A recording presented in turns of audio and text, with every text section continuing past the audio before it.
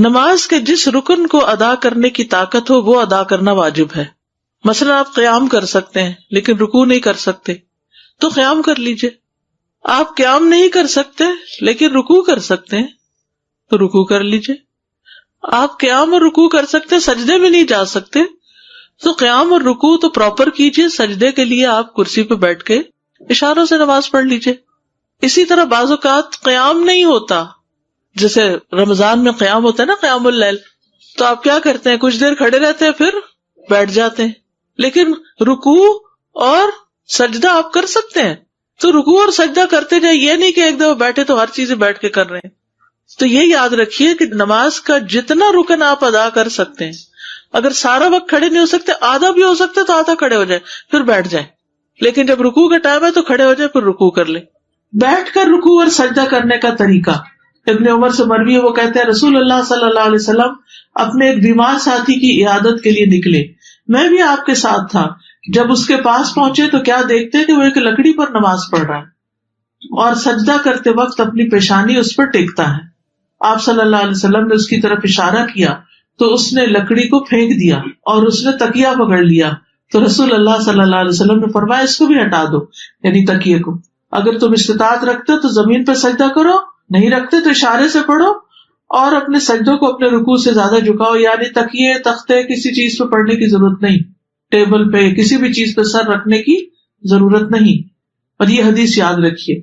عبدالعزیز بن باز کہتے ہیں کہ زمین یا کرسی پر بیٹھ کر نماز ادا کرنے کے لیے واجب ہے کہ وہ سجدہ کرتے وقت اپنے رکوع سے زیادہ جھکے، بس یہ یاد رکھیے. لیکن سجدے کی حالت میں اس کے لیے واجب ہے کہ اگر استطاعت ہو تو زمین پر ہاتھ رکھے اور رکوع میں دونوں گھٹنوں پر، یعنی جیسے نیچے بیٹھ کے کوئی پڑھ رہا ہے تو رکوع کے وقت کیا کرے، گھٹنوں پر ہاتھ رکھ لے، اور سجدے کے وقت کیا کرے، زمین پر ہاتھ رکھ لے. لیکن کوئی لکڑی اور بینچ اور یہ کچھ بھی رکھنے کی ضرورت نہیں. اگر زمین تک نہیں جاتا تو جہاں تک ہاتھ انگلیاں لگتی ہیں تو اتنی لگا لے تاکہ رکوع اور سجدے میں اشارے میں فرق ہو.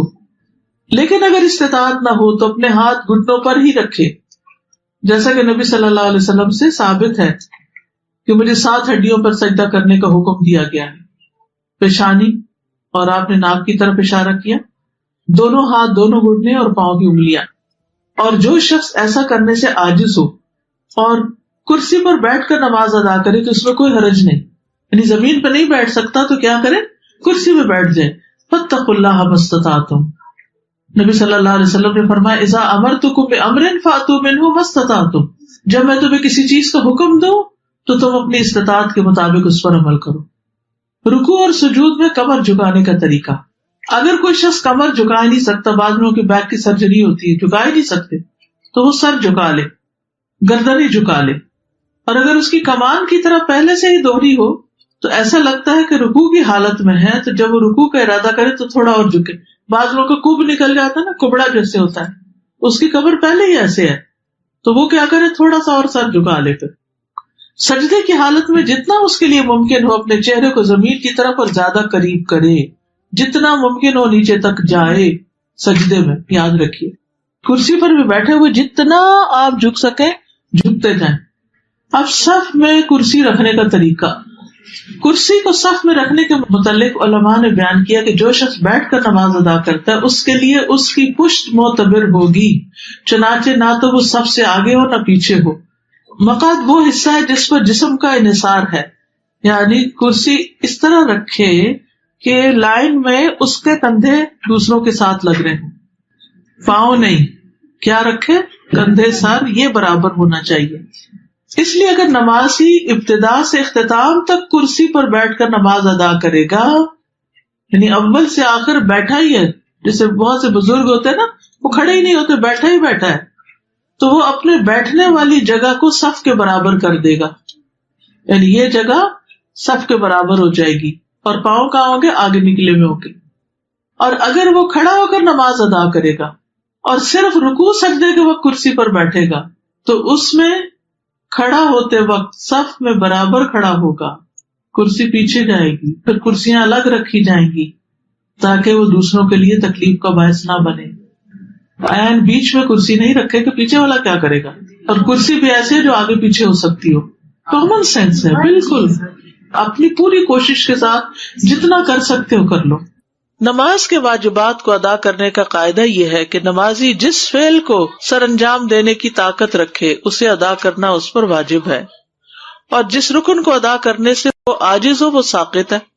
جو کر ہی نہیں سکتے، ہم بعض اوقات ایسے تو گھٹنے اکڑ جاتے ہیں، تو آپ پوری طرح جلسہ استراحت میں پوری طرح پیچھے نہیں بیٹھ سکتے، یعنی آگے اکڑو سے ہو کے بیٹھے ہوئے ہوتے ہیں، کوئی بات نہیں، یہ نہیں کہ اٹھتے ہی دوبارہ سجدے پہ چلے گئے، نہیں، جتنا رک گئے، ٹیڑھے رکے، سیدھے رکے، جتنی استطاعت ہے، فاتقوا اللہ ما استطعتم۔ لہذا جو شخص قیام کرنے سے عاجز ہو تو وہ قیام کی حالت میں کرسی پر بیٹھ سکتا ہے، لیکن رکوع اور سجدہ اس کی اصل صورت میں ہی کرے گا۔ جیسے قیام سے عاجز ہے کوئی، جیسے لمبی نماز میں مثلا، تو قیام میں کرسی پہ بیٹھ جائے لیکن رکوع اور سجدہ اصل صورت میں کرے، یعنی پھر اٹھ کے آرام سے رکوع بھی کرے، سجدے میں بھی جائے۔ اگر وہ قیام میں کھڑا ہو کر نماز ادا کرنے کی استطاعت رکھتا ہے اور اس کے لیے رکوع اور سجدہ کرنا مشکل ہے تو وہ کھڑے ہو کر نماز پڑھے گا اور رکوع اور سجدے کے وقت کرسی پر بیٹھ جائے گا اور اپنے سجدوں میں اپنے رکوع سے زیادہ جھکے گا۔ یہ نوٹ کر لیجیے، کس طرح کرسی پہ پڑھے گا؟ اپنے سجدوں میں رکوع سے زیادہ جھکے گا، یعنی بیٹھے بیٹھے ہی رکوع کرے گا کم جھک کر، اور جب سجدہ کرے گا بیٹھے بیٹھے تو زیادہ جھکے گا۔ قیام سے معذور شخص پر سجدہ اور رکوع کرنا لازم ہے۔ اگر وہ عذر کی وجہ سے قیام ترک کرے تو اس وجہ سے اس کے لیے اپنے سجدوں اور اپنے رکوع کے لیے کرسی پر بیٹھے رہنا جائز نہیں، وہ تو اٹھے اور کرے، جسے پہلے میں نے عرض کیا۔ علقمہ بن وقاص سے روایت ہے، انہوں نے کہا، میں نے عائشہ رضی اللہ تعالی عنہا سے پوچھا، جب رسول اللہ صلی اللہ علیہ وسلم بیٹھ کر 2 رکعتیں پڑھتے تو کیا کرتے تھے؟ جب بیٹھ کے نماز پڑھتے تھے تو کیا کرتے تھے؟ انہوں نے جواب دیا، آپ ان میں قرات کرتے رہتے، جب رکوع کرنے کا ارادہ کرتے تو کھڑے ہو جاتے، پھر رکوع کرتے تھے، یعنی قیام میں بیٹھ جاتے لیکن رکوع کے وقت پھر کھڑے ہو جاتے۔ سمجھ آ گئی بات؟ اوکے۔ سجدہ اور رکوع سے معذور شخص پر قیام کرنا لازم ہے، یعنی اگر کوئی شخص کھڑا تو ہو سکتا ہے لیکن رکوع اور سجدے میں نہیں جا پاتا تو کم از کم قیام ضرور کرے۔ کچھ لوگ ہوتے ہیں قیام کر سکتے ہیں لیکن وضو کیا، جا کے ڈھک کرسی پہ بیٹھ گئے اور وہی سارا پڑھا۔ نہیں، اگر آپ کھڑے ہو کے کھانا پکا سکتے کچن میں تو نماز میں آ کے کیوں بیٹھ گئے؟ پھر وہ کبھی کہتے ہیں کہ ہمارے لیے بیٹھنا اٹھنا مشکل تو ہے لیکن اجر بھی ہے، صبح فجر کے وقت بیڈ سے بھی تو اٹھتے ہیں نا ہم۔ پھر اسی طرح یہ ہے کہ کرسی کو پکڑ کے اٹھ جائے اگر ویسے نہیں اٹھ سکتے، ویسے بھی تو نماز کے لیے ٹیک لگا کے اٹھتے ہیں نا ہاتھوں کی، ٹھیک ہے نا؟ تو فاتقوا اللہ ما استطعتم، جتنی استطاعت ہے اتنا کام کرتے جاؤ۔ اگر وہ رکوع اور سجدہ اصل صورت میں ادا کرنے سے معذور ہے تو اس وجہ سے اس کا قیام کو چھوڑنا اور حالت قیام میں کرسی پر بیٹھنا جائز نہیں۔ کچھ قیام بیٹھ کر، کچھ قیام کھڑے ہو کر کرنے کی اجازت ہے۔ حضرت عائشہ کہتی ہے کہ رسول اللہ صلی اللہ علیہ وسلم بیٹھ کر بھی نماز پڑھتے تھے، آپ بیٹھے ہوئے قرات فرماتے، جب آپ کی قرات سے اتنا حصہ بچ جاتا جتنی 30 یا 40 آیتیں ہوتی ہیں تو آپ کھڑے ہو جاتے اور کھڑے ہو کر ان کی قرات فرماتے، پھر رکوع کرتے، پھر سجدہ کرتے، پھر دوسری رکعت میں بھی ایسا ہی کرتے۔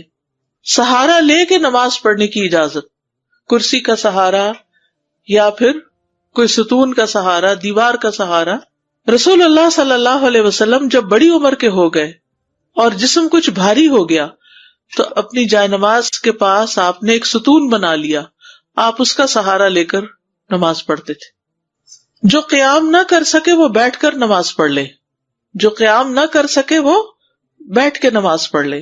حضرت عائشہ سے روایت ہے کہ کچھ لوگ نبی صلی اللہ علیہ وسلم کی آپ کے ایک مرض کے دوران عیادت کرنے آئے، آپ نے انہیں بیٹھ کر نماز پڑھائی۔